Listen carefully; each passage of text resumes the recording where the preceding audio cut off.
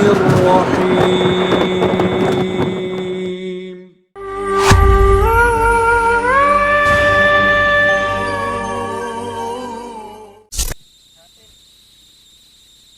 لرضا الله ولا حضرة النبي رسول الله محمد صلى الله عليه وسلم.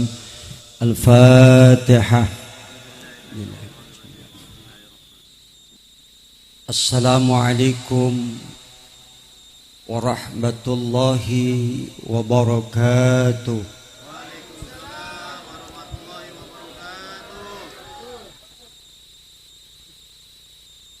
الحمد لله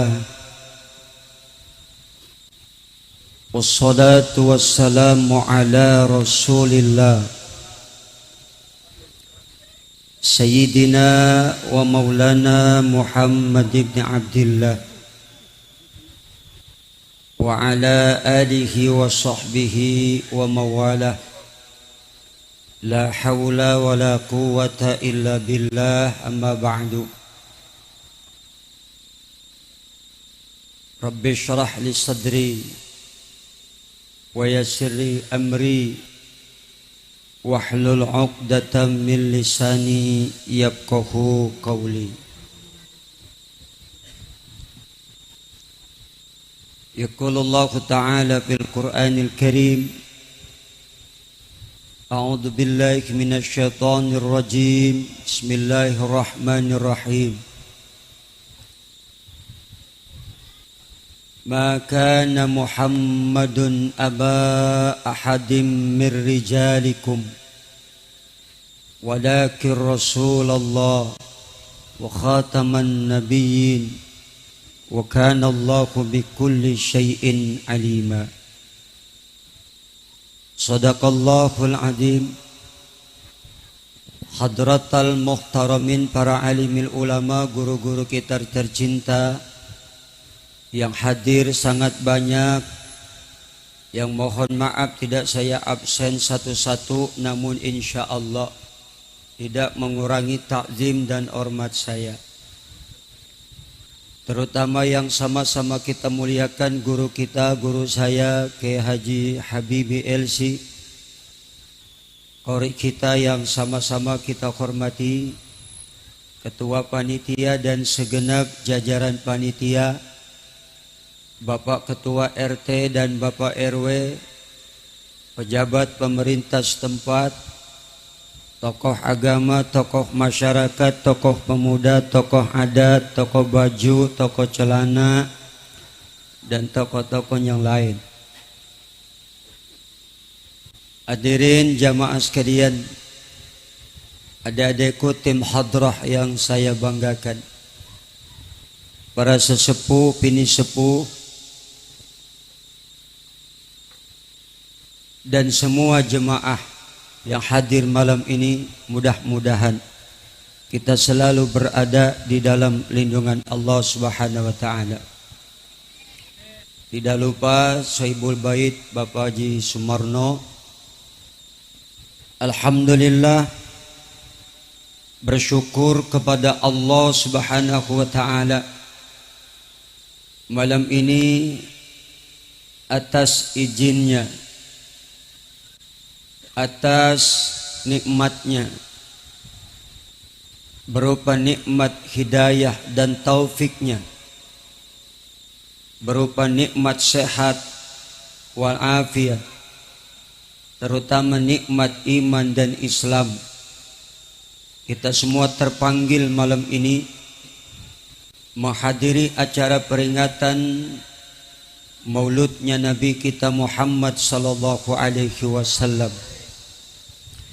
dengan satu harapan, mudah-mudahan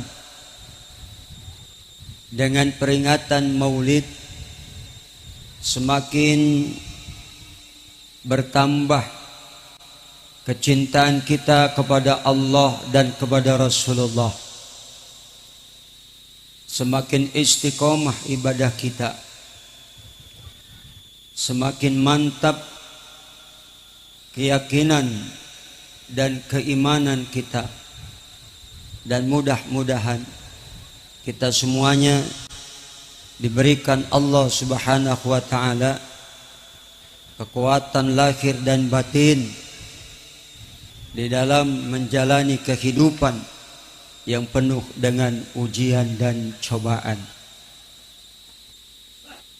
Terima kasih kepada seluruh jajaran panitia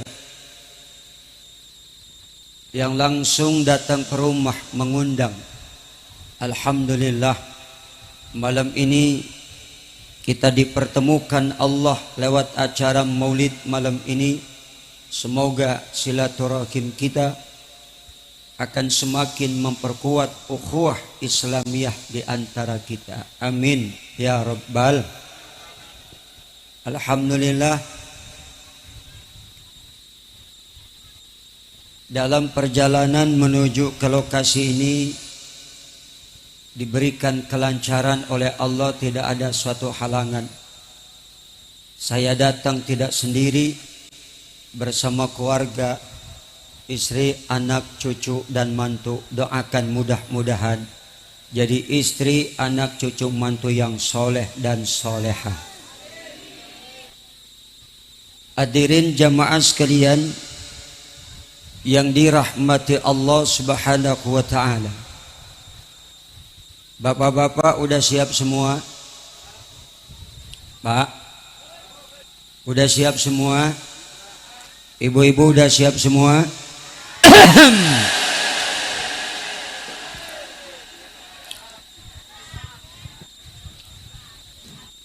Alhamdulillah. Hadirin jamaah sekalian,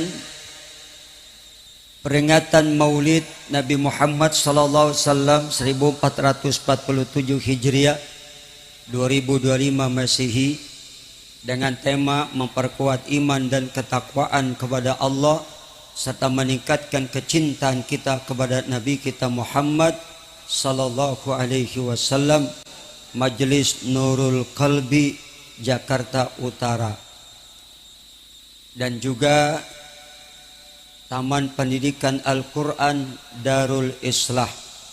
Kita doakan mudah-mudahan majelis dan Taman Pendidikan Al-Quran ini insya Allah selalu eksis dan dapat melahirkan manusia-manusia yang senantiasa bermanfaat untuk agama, bangsa, dan umat. Amin ya rabbal. Semoga melahirkan generasi-generasi Qur'ani, generasi yang beriman, bertakwa, dan berakhlakul karimah. Amin Allahumma. Hadirin jamaah sekalian, pertanyaannya, kenapa iman harus kita perkuat? Bu, Assalamualaikum. Oh, masih hidup. Bu, pertanyaannya, kenapa iman harus kita perkuat? Ulama mengatakan bahwa iman itu bersifat fluktuatif. Artinya bahwa iman itu yazid wa yankus. Iman itu kadang-kadang bertambah, iman itu kadang-kadang berkurang. Iman itu kadang-kadang naik, iman itu juga kadang-kadang.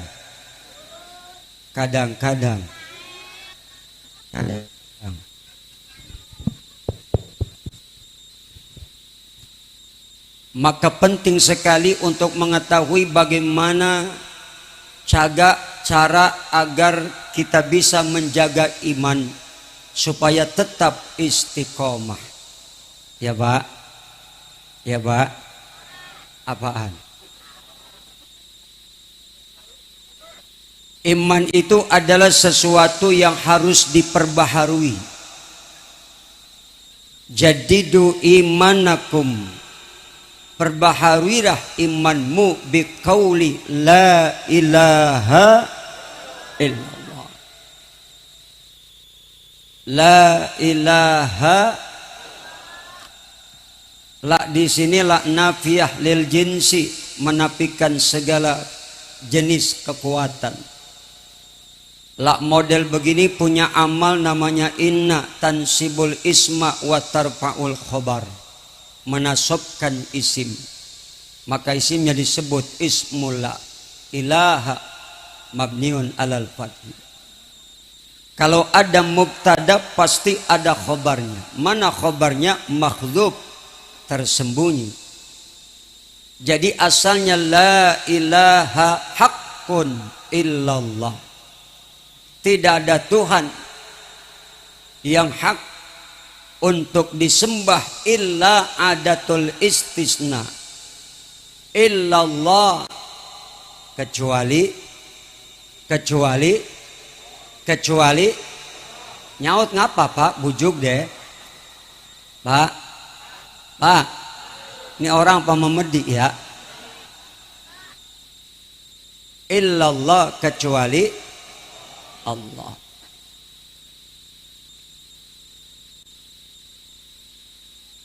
Bu, paham? Jelas? Ya kalau udah jelas, sudah paham, cukup ceramah saya sampai sini saja. Udah jelas belum? Astagfirullah, bolot kali ini.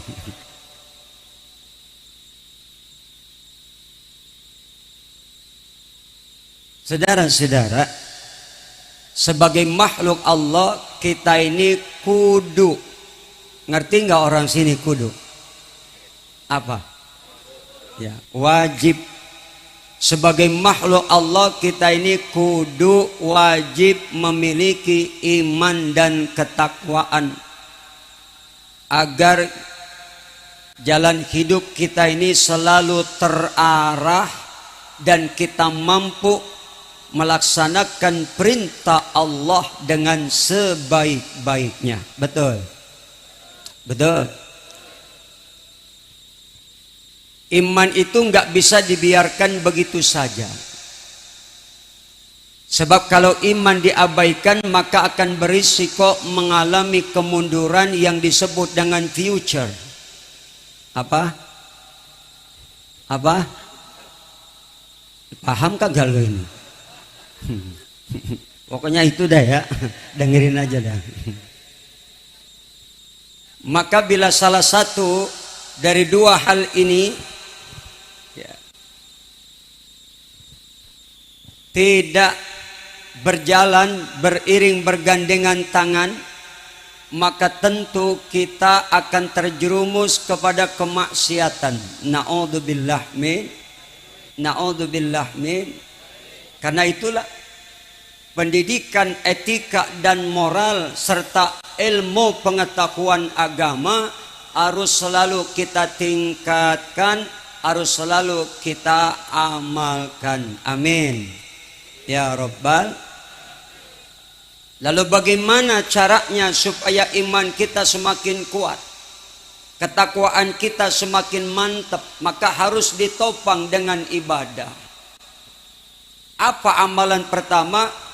Ibadah yang bisa memperkuat nilai-nilai iman dan ketakwaan kita. Pertama, ibadah salat. Apa?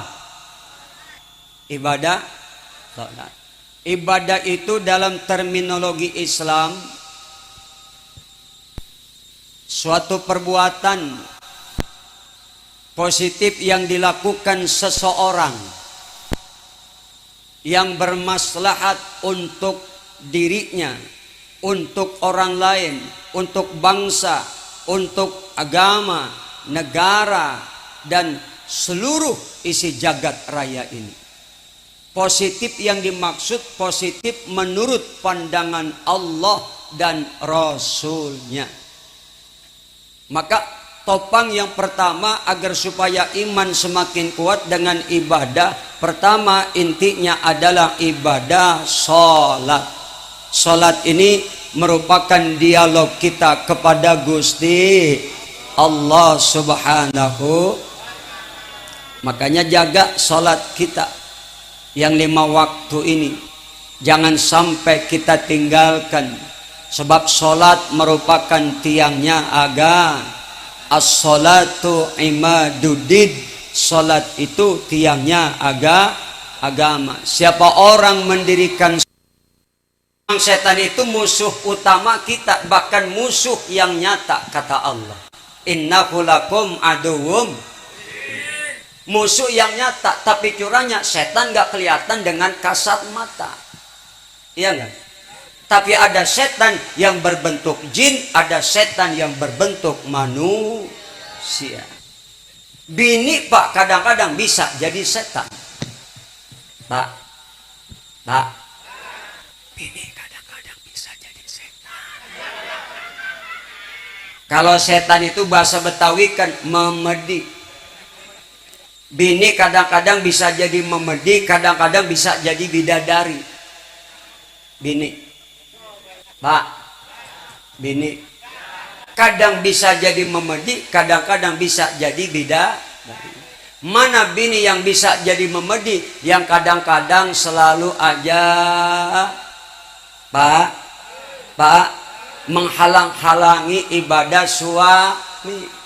Laki punya duit, dapat rezeki 100 juta, pengen bantu masjid rombeng, pengen sedekah 50 juta. Apa kata bini? Jangan banyak-banyak bang, kebanyakan itu buat masjid, mendingan buat aku beli emas. Itu bini memedi. Ada bini di sini, ada model begitu, ada. Astagfirullah.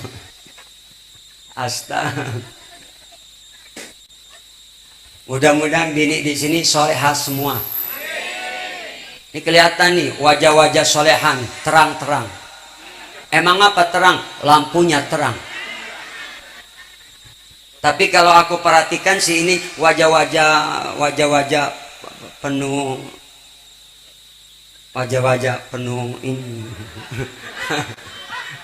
wajah-wajah rungsep semua, wajah-wajah punya masalah semua.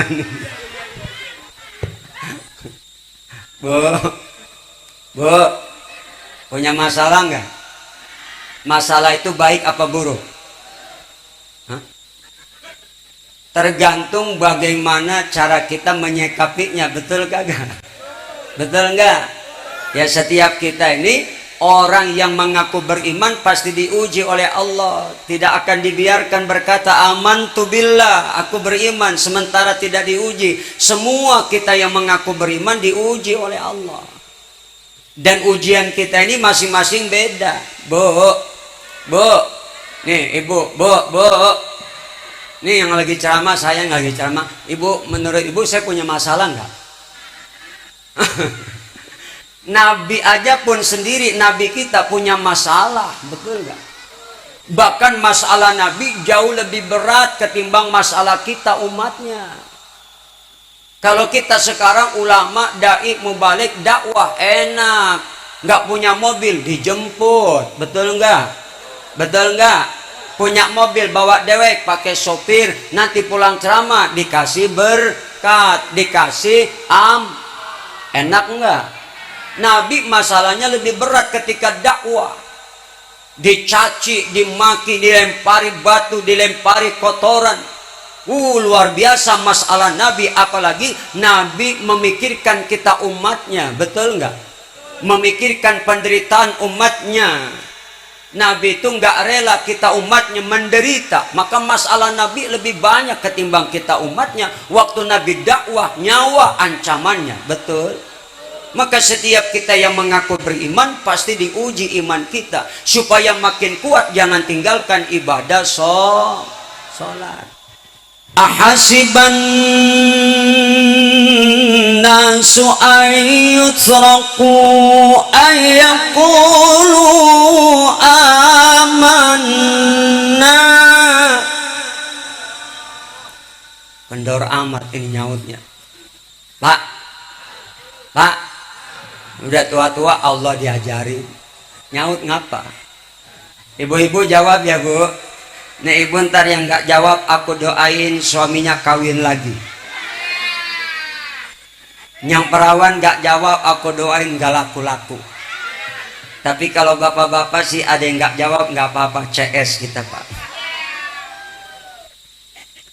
Ahasiban nasu ayyutraku ayaqulu amanna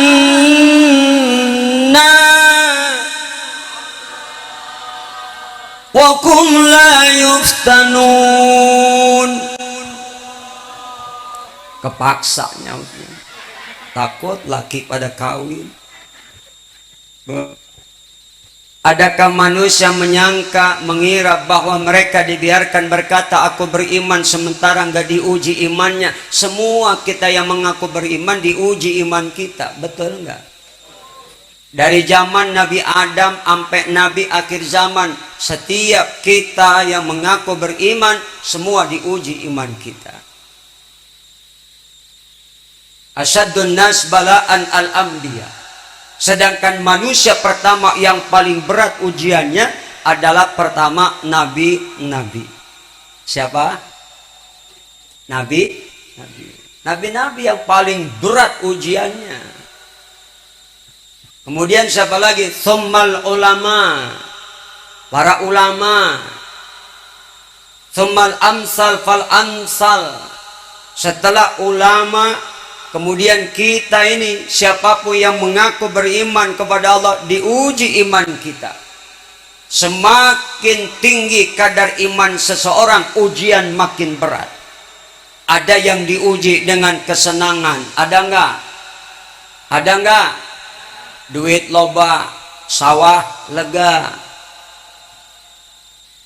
kontrakan di mana-mana, villa punya, diuji dengan kesenangan.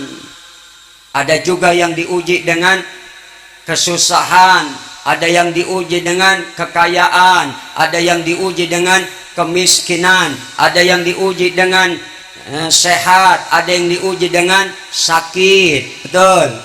Ada yang diuji dengan harta, tahta, wanita. Itulah godaan iman, itulah dunia. Dunia itu isinya 3, asal kata dana yatnu dunuwun, artinya dunia itu singkat. Makanya dunia ini begitu singkat. Satu saat dunia ini bakal hancur sehancur-hancurnya. Betul Pak? Betul Pak? Isinya 3, harta, tahta, wanita. Sekarang nambah 1, kuota. Betul? Iya, nambah 1, kuota. Kita kan kalau punya HP nggak punya paketnya kayak orang bego, kita pelagar. Betul. Betul. Tapi sekarang memang udah zamannya. Kata Nabi, tanda kiamat akhir zaman arwai bedah, dunia medsos. Ini tanda kiamat paling dahsyat. Dunia medsos yang kita semua nggak nyadarin bahwa kita sudah masuk perangkap iblis dan setan, masuk perangkap Yahudi dengan teknologinya yang menjauhkan kita dari Allah, mengikis nilai-nilai iman kita, mengikis akhlak dan moral kita. Inilah arwai bidah, dunia medsos. Betul. Anak sekarang kalau udah main HP, Masya Allah, di HP banyak permainan, game online. Welcome to Mobile Legend, bang bang, double kill, triple kill, sepak victory, first blow on, belum lagi Roblox, Epade. Oh, udah diam aja lu. Astaga. Kan sekarang begitu bang, udah zamannya. Dulu beda, sekarang beda. Kalau zaman dulu duduk berenam, ngobrol kita. Cerita masa lalu ngalor ngidul. Waktu masih kecil, ada yang cerita nyolong ayam tetangga. Cerita nonton layar tancap sama pacar. Ada yang cerita nyolong mangga orang. Dulu. Sekarang duduk berenam, kagak ada yang cerita. Masing-masing sibuk sama HP dewek. Ada yang atuk lagi WhatsAppan sama janda muda. Halo Yayang. Betul enggak? Betul enggak? Yang atuh ada yang lihat di TikTok. Ya Allah, namanya TikTok macam-macam isinya. Betul kagak? Ada yang dadanya ngablak, pahanya ngablak. Ada. Ada enggak? Astaga. Enggak kita sadarin bahwa itu sudah perangkap setan. Betul. Makanya kata Allah begini, Qul in kuntum tuhibbunallaha fattabi'uni yuhibbukumullah wa yaghfir lakum dzunubakum wallahu ghafurur rahim. Kul, katakan ya Muhammad, ya asyrafal khalqi, wahai manusia yang paling mulia, kata Allah. Kul, katakan ya Muhammad, kalau kalian mencintai Allah, fattabi'uni, ikuti aku, kata Rasulullah. Imam Qurtubi dalam tafsirnya menjelaskan begini, alamatu hubbillah hubbul Quran. Kalau kita mengaku cinta sama Allah, tandanya kita harus cinta kepada Quran. Wa alamatu hubbil Quran hubbun Nabi. Dan tanda kita cinta kepada Quran, cinta kepada Nabi. Kita semua ini kadang-kadang ngaku cinta sama Allah dan Nabi. Cinta kita bohong, ada dusta. Betul? Betul? Karena kita mah lebih banyak mainin HP ketimbang baca Quran. Ustadznya kadang-kadang lebih banyak main HP-nya daripada membaca Quran. Iya apa kagak? Iya apa kagak? Coba nih saya tanya di antara kita yang hadir, ada yang khatam Quran seminggu sekali di sini? Ada enggak? Jangankan bapak ibu, ustadz belum tentu seminggu sekali. Betul tidak? Padahal banyak waktu dan kesempatan untuk kita baca Quran. Kalau dia ustadz, di mobil ada Quran, jalan macet, buka, tinggal baca. Betul? Atau kalau sudah hafal, baru nyetir, baca Quran. Enak apa enggak? Enak apa enggak? Enak. Daripada macet kita jengkel, baca Quran yang udah kita hafal. Bismillahirrahmanirrahim. Innal ladzina qalu rabbunallahu tsumma istaqamu tatanazzalu alaihimul malaikatu alla takhafu wa la tahzanu ألا تخافوا ولا تحزنوا وأبشروا بالجنة التي كنتم توعدون نحن أولياؤكم في الحياة الدنيا وفي الآخرة ولكم فيها ما تشتكي أنفسكم ولكم فيها ما تدعون نزلا من غفور رحيم. Ibu-ibu, daripada pelangak-pelongok mikirin nasib, daripada pelangak-pelongok mikirin besok makan apa, yang bapak-bapak mikirin besok makan siapa. Daripada pelangak-pelongok duduk, mendingan baca ayat yang udah kita hafal, dapat pahala. Baca Quran dalam sholat, satu huruf 100 kebajikan kalau sholat berdiri. Baca Quran dalam sholat 50 kebajikan kalau sholatnya bari duduk. Baca Quran kalau dia qori, ngaji pakai wudhu, satu huruf 25 kebajikan. Baca Quran nggak gablek wudhu, masih Allah kasih pahala satu huruf 10 kebajikan. Enak apa enggak? Indah apa enggak? Sekarang Quran ada di HP, manfaatkan HP. Betul? Betul? Tapi sekarang lagi-lagi tergantung siapa yang megang. Kalau yang punya HP punya iman, manfaat yang banyak. Tapi nggak punya iman, mudaratnya lebih banyak. Kenapa? HP kadang bisa jadi setan. Namanya setan gepeng. Sampai setannya kadang ikut main HP. Betul enggak? Hansip lewat kober, dilihat perempuan duduk di atas kuburan sambil main HP, rambut panjang, bajunya nyengser warnanya putih, main HP di atas kuburan. Hansip teriak, siapa kamu? Setan. Ngapain main HP di atas kuburan? Di dalam kagak ada sinyal. Begitu kata setannya. Ini setan zaman now. Pak, Bu, makanya musuh yang nyata buat kita, pertama musuh kita setan. Makanya setan itu punya misi, innama yuridu syaitan ayyuqi'a bainakumul adawah wal baghdha. Misi utama setan itu, Bu, Pak, pertama untuk menanamkan permusuhan. Betul. Maka tidak jarang di antara kita ada yang berselisih, bermusuhan, yang menyebabkan perpisahan karena perselisihan. Betul. Betul. Yang menyebabkan timbulnya fitnah karena dengki. Betul. Yang merusak akal itu nafsu. Betul. Astaga, itu semua adalah perangkap-perangkap setan.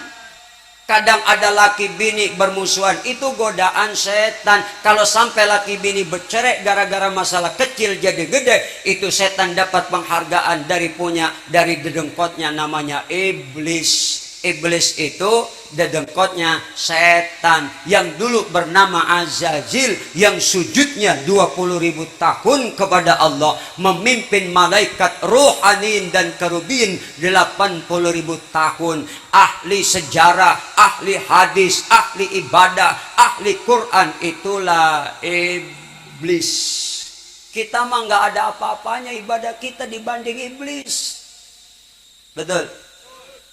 Iblis dilaknat Allah karena diperintah Allah sujud hormat sama Nabi Adam, gak mau. Apa alasan iblis? Khalaqtani min nar, khalaqtahu min tin. Aku dari api, Adam dari tanah. Gak mau iblis sujud hormat. Betul? Betul? Adam manusia Allah perintah dicipta dengan tujuan pasti. Wa ma khalaqtul jinna wal insa illa liya'budun. Tidak aku ciptakan bangsa jin dan manusia melainkan untuk beribadah kepada Allah, menyembah Allah. Tapi ada manusia yang gak mau ibadah. Itu orang paling celaka dibanding iblis. Iblis dilaknat karena sombong. Allah perintah sujud hormat sama Nabi Adam, gak mau. Ada manusia yang Allah ciptakan untuk ibadah tapi gak mau ibadah. Itu orang paling celaka daripada iblis. Ada nggak umat Islam yang sampai waya gini kagak sholat? Ada nggak? Ada kagak? Di mana dia? Hah? Umat Islam di negara kita banyak nggak? Banyak nggak? Banyak. Tapi yang kagak sholat, yang korupsi, yang nipu, yang manipulasi, yang mabok, yang judi, yang ngejablay, apalagi di sini. Astagfirullah. Naudzubillah min. Naudzubillah min. Ya, sekarang ini kita prihatin karena nilai-nilai Islam ya, sekarang ini makin terkikis. Betul. Islam hanya tinggal namanya, Quran tinggal tulisannya, masjid tinggal megahnya. Wa masajidukum yaumaidin amira. Masjid ini tinggal megahnya, kosong jemaahnya. Ini sekarang coba lihat, betul apa kagak? Islam tinggal namanya, umat Islam ada yang cuman KTP-nya doang Islam. Ada nggak? Ngaku Islam, sholat kagak, sampai wagini kagak becus baca Quran. Padahal sumber hukum Islam, sumber ilmu Islam adalah Al-Quran. Maka tanda cinta kepada Allah, hubbul Quran, cintai Quran, baca, amalkan, tadaburkan ayatnya. Ya Pak? Ya Pak? Syiarkan Quran di tengah-tengah rumah tangga kita, berkah turun. Suami sholat, istri sholat, anak-anak pasti sholat. Suami ngaji, istri ngaji, anak-anak pasti ngaji. Yang kecil baca alif-alifan, yang gedean dikit baca alif beneran. Enak ke Bu? Rasanya bangga kalau dengar anak bisa ngaji. A di atas, a di bawah, i a do ma u, a i u, mim pat amat dapat atak lam do malu matalu, ba do ma buta pat atak buta matalu buta. Bujuk deh. Enak gak dengar anak ngaji Bu? Enak nggak? Enak. Makanya muliakan guru ngajinya. Kalau ibu punya anak ngaji sama ustadz, muliakan ustadznya. Setiap bulan paling nggak kasih, temuin gurunya, datang bawa amplop, isiin. Ini kadang-kadang anak les bahasa Inggris, les bahasa Korea, bahasa Cina, bahasa Jepang, sebulan sekian juta dibele-belein. Giliran anak ngaji, ustadz ngajarin pot-potan, anak biar bisa jadi syafaat, nyelamatin ibu di akhirat. Ustadznya kagak diperhatiin, makanya ustadz-ustadz kampung kesian, badannya pada kurus-kurus banget. Kesian. Betul apa kagak? Betul apa kagak? Itu yang kudu diperhatiin tuh. Bu, biar anak ilmunya berkah. Guru yang ngajarin anak kita bisa sholat. Andai kata ibu mati, bapak mati, anak yang nyolatin jenazah bapak emaknya karena kepandaiannya ilmu agama, sholat bisa, ngerti agama, itu emak bapak dosanya sebanyak apapun, anak yang ngimamin sholat jenazah emaknya diampuni dosa bapak emaknya walaupun sebanyak-banyak. Habis diampunin Allah kalau anak yang ngimamin sholat jenazah. Tuh mantap apa enggak? Tuh kalau anak soleh. Makanya mudah-mudahan anak kita soleh dan soleha. Amin ya Rabbal. Anak kita ajarin supaya mereka bisa sholat, cinta Allah, cinta Nabi ya Bu ya. Karena memang kita perlu. Kenapa? Kita orang tua tanggung jawab nanti. Bahwa kalau anak nggak diajarkan agama, nanti orang tua celaka. Dia ibadah masuk sorga, nanti anak nuntut. Tuh mak bapak bisa dikeluarin dari sorga gara-gara anak nyungsep neraka. Naudzubillah min. Maka kita orang tua tanggung jawab, didik anak-anak kita supaya cinta sama Nabi terutama. Ya Bu ya, ya Bu ya. Makanya maulid bawa anak-anak kita supaya mereka makin cinta sama nabinya, cinta dan kenal sahabat-sahabatnya. Kita juga begitu kadang-kadang. Ya Bu, Pak, kita kadang-kadang ya maulid doangan tapi nggak tahu bagaimana sejarahnya Rasulullah. Ya paling tidak maulid Nabi biar tidak dikatakan bid'ah oleh orang-orang Wahabi, kata Imam Jalaluddin As-Suyuti, pertama itu di dalam ceramah maulid diceritakan bagaimana sejarah kelahiran Rasulullah Sallallahu Alaihi Wasallam. Ada berapa anak-anak Nabi, ada berapa istri-istri Nabi, kita kudu tahu. Nabi lahir hari Senin tanggal 12 Rabiul, tahunnya tahun gajah. 50 hari sebelum kelahiran Rasulullah, Raja Abraha dengan tentaranya dari Yaman datang ke Mekah. Untuk apa tujuannya? Menghancurkan Ka'bah. Karena Raja Abraha sudah bikin kuil bagus, cakep, nggak ada orang yang datang berkunjung. Maka timbul kedengkian, datang ke Mekah, dihancurkan Ka'bah. Tapi belum sempat Ka'bah hancur, Allah turunkan bala tentaranya, burung-burung ababil yang bawa kerikil-kerikil neraka, hancur dan binasa Raja Abrah dan tentaranya. Luar biasa. Makanya Ka'bah itu kiblat kita. Ibu-ibu pernah belum ke Mekah? Ibu udah pernah naik haji? Ya saya doain biar ibu-ibu insya Allah dapat rezeki bisa naik haji. Amin ya Rabbal. Amin. Bu, umroh udah pernah juga umroh? Belum juga lah, kasihan amat lu. Haji belum, umroh belum. Ya kalau dapat duit, dapat rezeki, haji makan kelamaan nunggunya. Udah umroh dulu ya Bu ya. Karena umur nggak ada yang tahu, daripada haji nanti belum sempet, umroh belum sempet, udah mati duluan. Bu, makanya sering-sering ngedoa, banyakin baca sholawat ya Bu ya, supaya bisa sampai ke makam Rasulullah.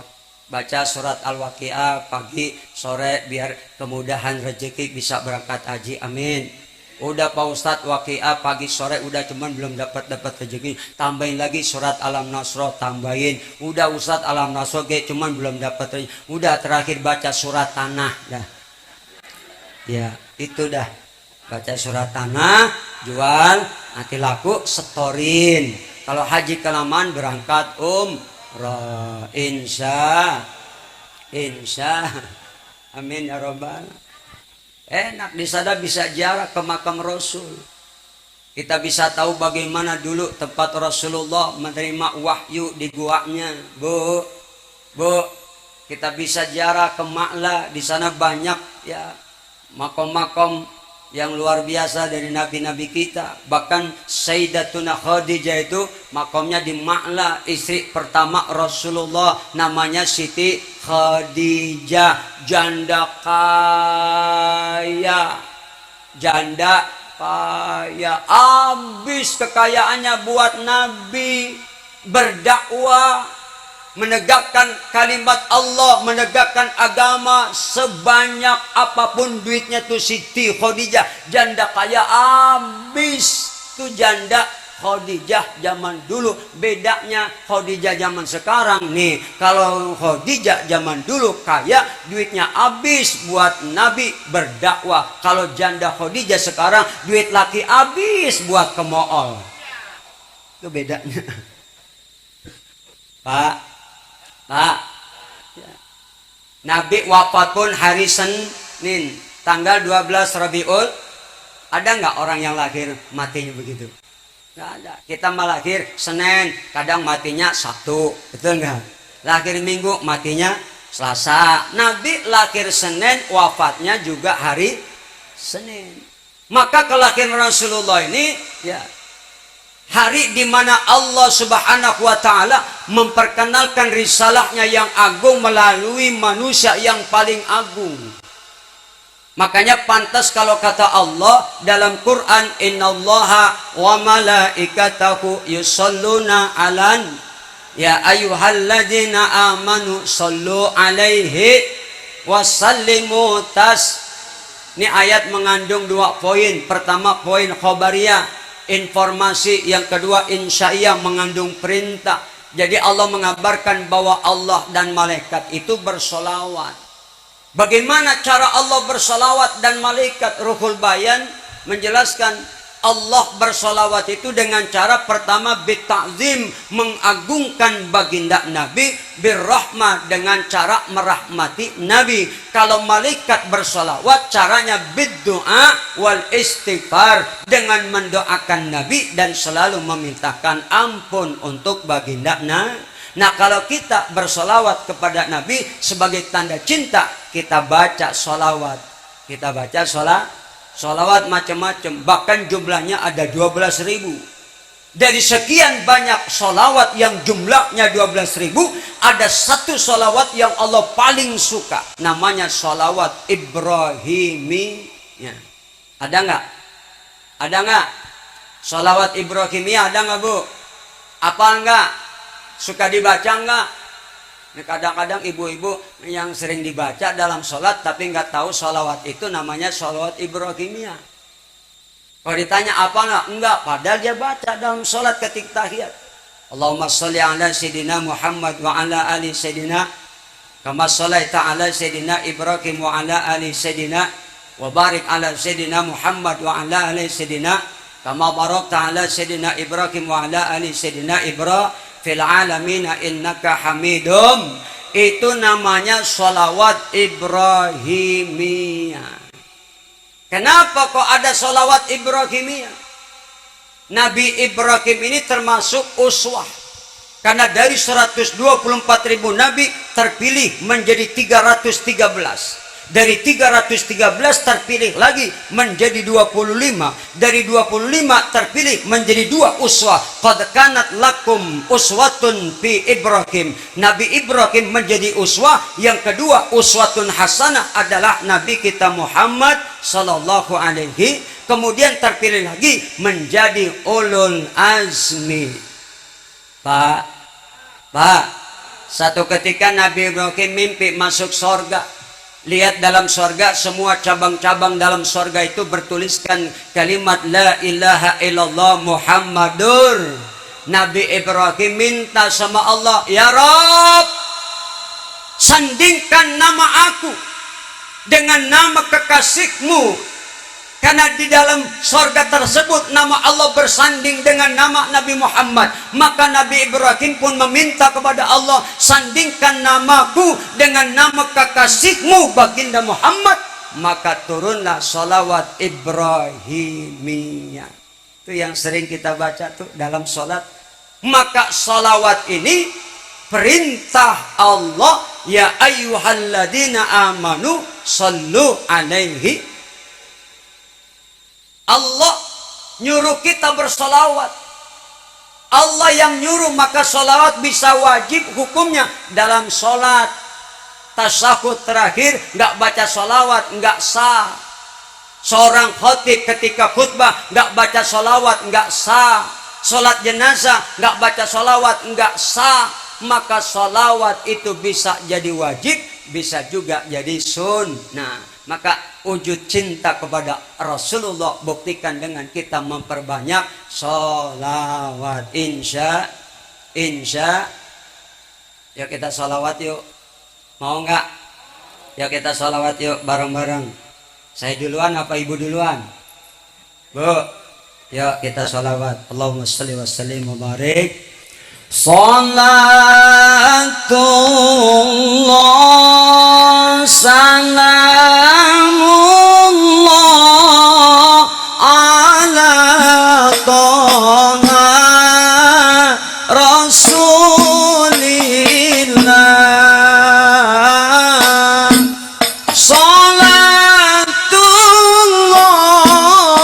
Salamullah ala yasin habibillah. Salat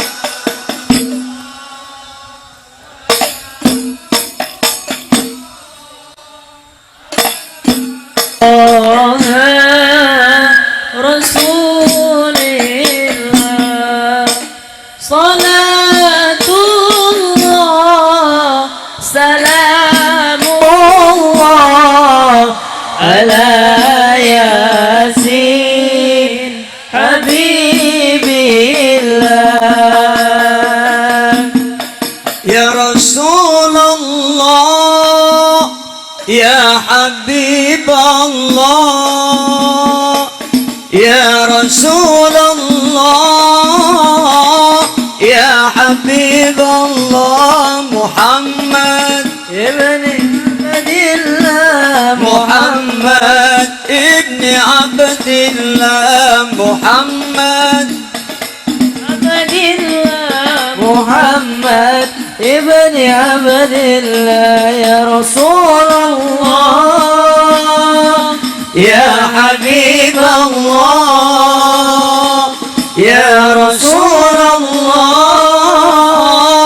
ya Habiballah. Muhammad ibni Abdillah, Muhammad ibni Abdillah, Muhammad ibni Abdillah, Muhammad ibni Abdillah, Muhammad ibni Abdillah. Wa ya qari kitabillah, Muhammad ibni Abdillah. Wa ya qari kitabillah, alaika ummatul khadran jahid fi sabilillah. Alaika ummatul khadran jahid fi sabilillah. Ya Rasulullah, ya Habiballah,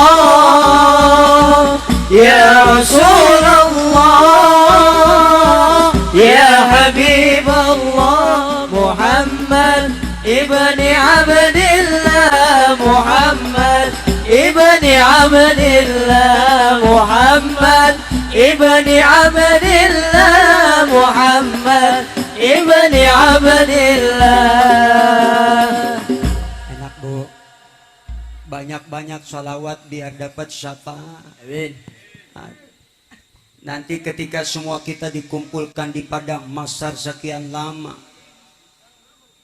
kita ini termasuk anak cucu keturunan Nabi A.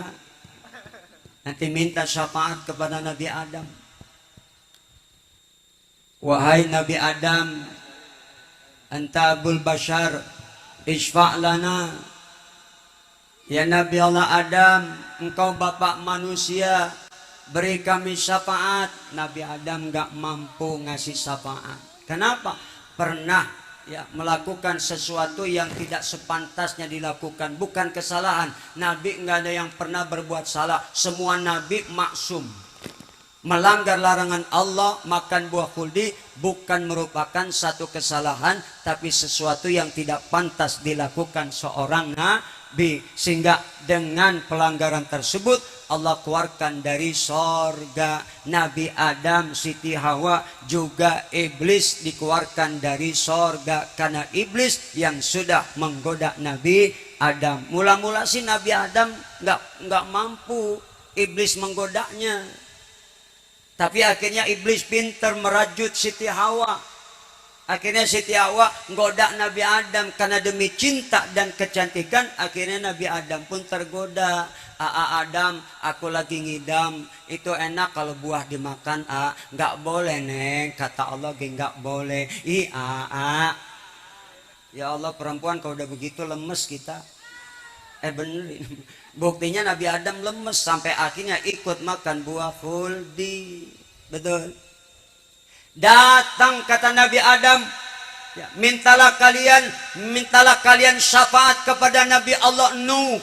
Nuh itu bukan namanya tapi lakopnya. Nama Nabi Nuh Abdul Ghaffar, yang Allah kasih umur 1000 tahun, dakwahnya 950 tahun. Rasul pertama yang Allah perintah dakwah dengan apa? Kalimatut tauhid. Ketika dakwah di tengah umatnya, la ilaha illallah, umat tutup telinga dengan jari jemarinya, nggak mau dengar ceramah dakwah Nabi Nuh. Itu Nabi Nuh kagak tahan sama kelakuan umatnya, jengkel, gedek. Siapa yang kagak gedek? Orang lagi ceramah nutup kuping, gedek apa kagak?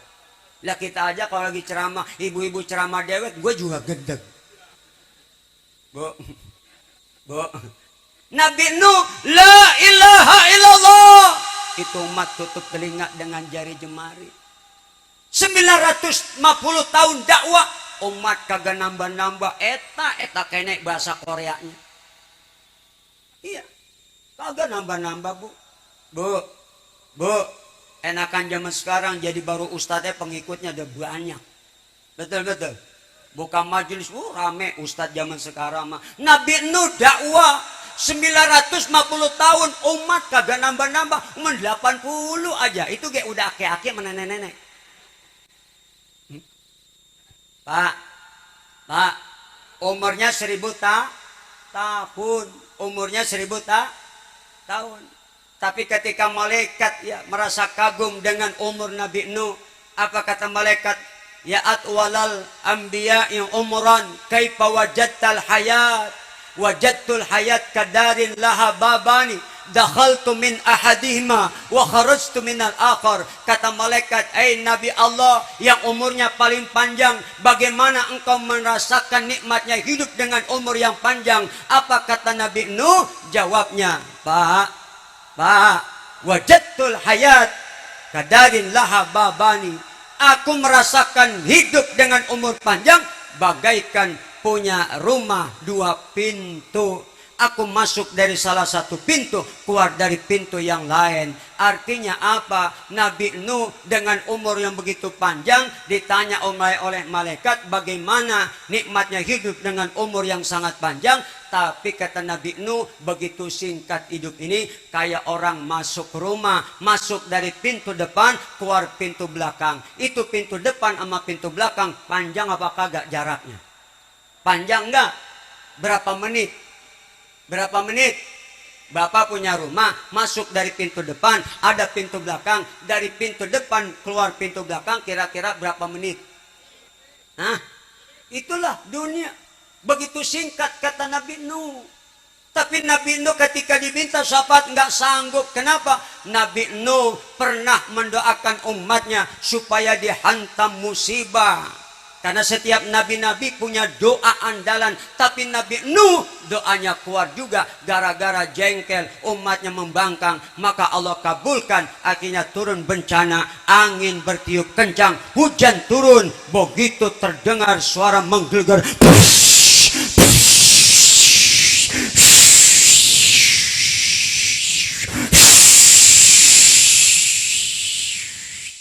banjir.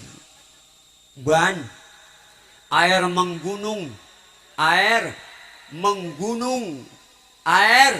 menggunung. Akhirnya surut juga itu air. Setelah Nabi Nuh, Allah perintah sholat. Itu Nabi Nuh, Bu, Pak, doain umat supaya dapat adab. Maka Nabi Nuh ketika diminta syafaat nggak sanggup ngasih syafaat. Wahai umat, kata Nabi Nuh, datang kepada Khalilullah, kekasih Allah, Nabi Ibrahim. Nabi Ibrahim kekasih Allah. Kenapa gelarnya Khalilullah? Luar biasa Nabi Ibrahim itu. Nabi Ibrahim itu kalau mau makan gak pernah mau makan dewek-dewek. Nyari orang dulu untuk diajak makan.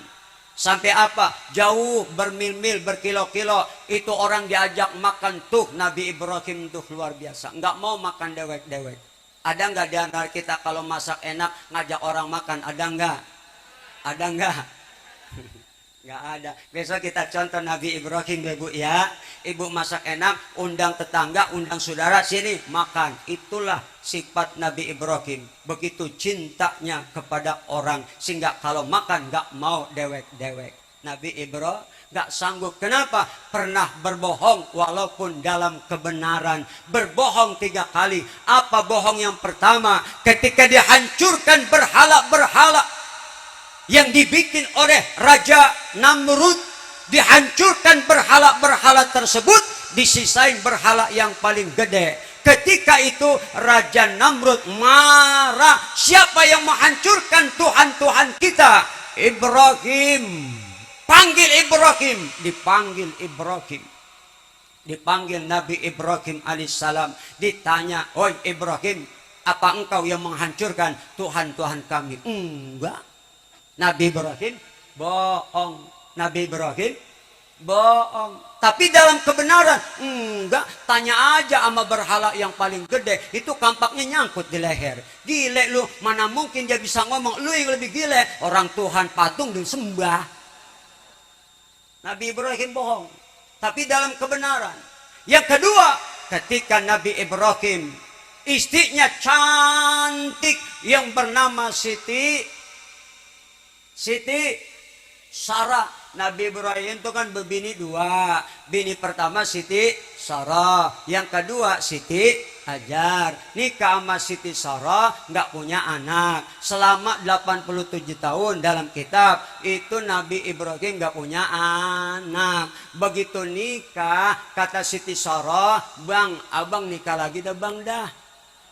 Kata bini, "Tua, abang nikah lagi dah bang." "Ah, nggak gitu Sarah, aku makan Nabi, apa-apa kudu dapat wahyu." Akhirnya turun wahyu, Nabi Ibrahim nikah. Cuman aku yang nikahin ya bang ya. Maka dicariinlah istrinya yang bernama Siti Hajar. Budak warna kulitnya hitam, tapi luar biasa. Lahir dari Siti Hajar Nabi Ismail. Umur 16 tahun baru lahir Nabi Ishak. Tuh Nabi Ibrahim. Ketika istrinya didemenin raja, ngakunya ini bukan istri saya, ini saudara saya. Maka Nabi Ibrahim bohong, tapi dalam kebenaran.